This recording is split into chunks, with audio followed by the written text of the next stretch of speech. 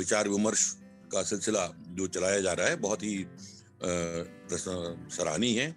साथ ही उन लोक कलाओं का प्रदर्शन भी इस विचार विमर्श के साथ में रखा जाना ये बहुत अच्छी बात है। दरअसल आज जो आदिवासी दिवस के रूप में जो हम आदिवासियों को याद कर रहे हैं, जरूरत इस बात की है कि लगातार उनके साथ काम करने की।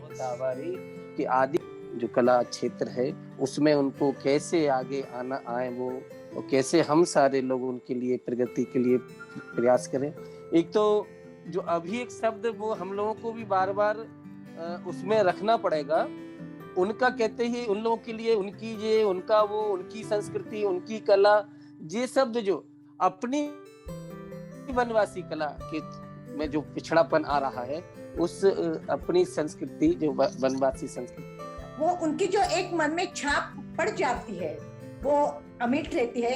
और हमारे जैसे समकालीन कलाकारों के लिए उनके जो फॉर्म्स है, उनका जो रेखांकन है, उनकी जो रंग है वो बहुत आकर्षित करते हैं।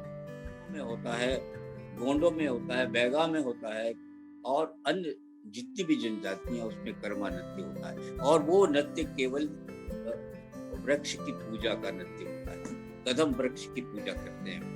और इस तरह से मैं लिख दूं कि ये संथाल नृत्य है, इसमें नीले रंग के कपड़े पहनते हैं, ये मादल बजाते हैं, ये बांसुरी बजाते हैं, तो लगा ये तो कोई कंट्रीब्यूशन नहीं होगा। तो लोक कलाओं को देखने का जो दृष्टिकोण है, खास करके लोक नृत्यों को देखने का जो दृष्टिकोण है अकादमिक रूप से, क्योंकि देखिए वो इन कलात्मक चीजों पे ध्यान दें ताकि ये जो ट्राइब है या आदिवासी जाति है जो कलाओं में और उभर के आ रही है और उभर के इन्हें लाया जा रहा है। हमारे देश में वैसे ही बहुत सारे अलग अलग कार्यक्रम लिए जा रहे हैं कि एक प्रकृति होती है, हम मल्हार शब्द का इस्तेमाल करते हैं, मल्हार, तुरंत हमारे दिमाग में ये बात आ जाती है कि वर्षा ऋतु में गाया बजाया जाने वाला राग।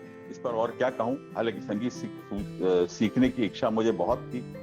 हमारे उस्ताद अब्दुल लतीफ खान साहब से मेरी बड़ी घनिष्ठता थी, मेरे बड़े पूज्य थे वो, और रोज अक्सर मिलना होता था उनसे। तो किस तरह से बाजार जो है वो हमारे लोक संस्कृति पे ये रहा, तो मेरा ये कहना है कि मैंने जो नाटकों में ये जो मैंने महसूस किया, इस पृष्ठभूमि के तौर पे इस बात को कहना मैंने कहा, रंग संगीत को लेकर